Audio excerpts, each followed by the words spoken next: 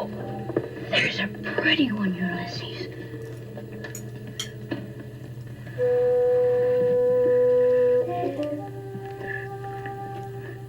There it is.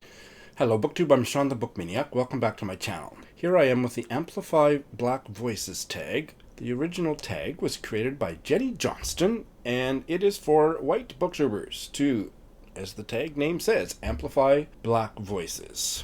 It's one small way to support the wave of justice-seeking Black Lives Matter protests that are creating healing havoc around the globe. So I have chosen for you a poem by the gay black poet originally from Louisiana, now living in Atlanta, Jericho Brown. Jericho Brown received the Pulitzer Prize this year for his third collection of poetry called The Tradition. I read it very recently and loved it.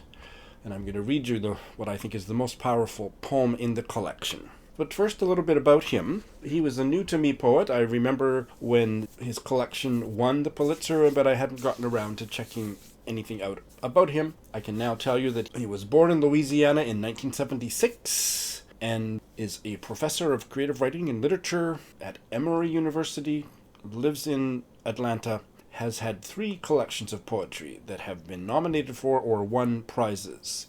And this latest one won, as I've said before, it won the Pulitzer Prize. Jericho Brown speaks with such a raw, direct power about living as a gay black man in present-day America. And in this collection, and I think more concentratedly in earlier collections, writes about living with HIV.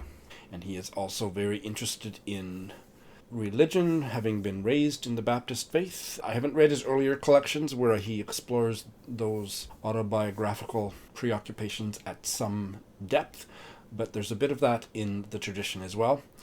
And he is also... Just look at this picture.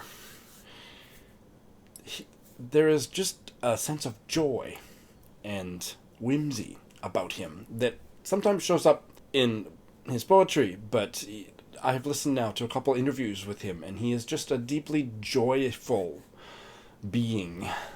I have chosen his poem from this collection, The Tradition, called Bullet Points. It's a punny title because it's about a very serious topic, which is the topic of police brutality towards African Americans. The poem was written and published before the George Floyd murder, but speaks directly, piercingly to that issue. Let me give you some background that I picked up in some interviews with him that set some context for the poem that allowed me and hopefully will allow you to experience it even more deeply. The poem is addressed to his mother, and he is thinking about the quote-unquote suicides of people of color, mostly African American men, who supposedly committed suicide while in police custody. In particular, Jesus Huerta from North Carolina, a teenager who the police say shot himself in the head while he was handcuffed in the back of a patrol car. And Victor White III in Louisiana, who police say shot himself in the back with his own gun while he was handcuffed in the back of a squad car after they say they had frisked him.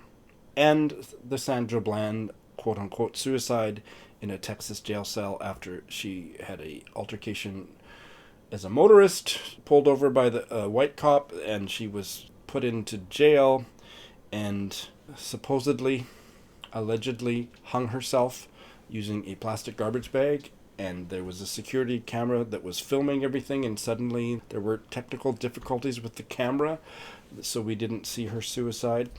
Those outrageous recent cases of police brutality and police lies form the backdrop and are referenced indirectly in the poem. I am going to read you the poem now. It's a powerful poem. It's an emotional poem.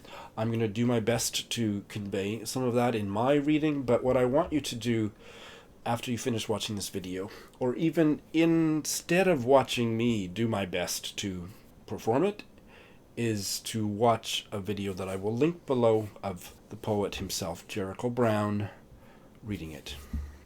And there's not going to be a conclusion to this video because there's nothing left to say after you hear this poem. Just let it sink in, and I'm not even going to give an outro. Outro would be just disrespectful of the intensity of the message of this poem. Bullet points. I will not shoot myself in the head, and I will not shoot myself in the back, and I will not hang myself with a trash bag.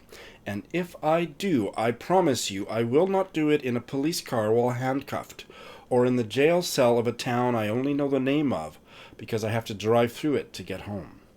Yes, I may be at risk, but I promise you I trust the maggots who live beneath the floorboards of my house to do what they must to any carcass, more than I trust an officer of the law of the land to shut my eyes like a man of God might, or to cover me with a sheet so clean my mother could have used it to tuck me in.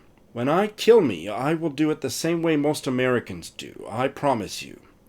Cigarette smoke, or a piece of meat on which I choke, or so broke I freeze, in one of these winters we keep calling worst.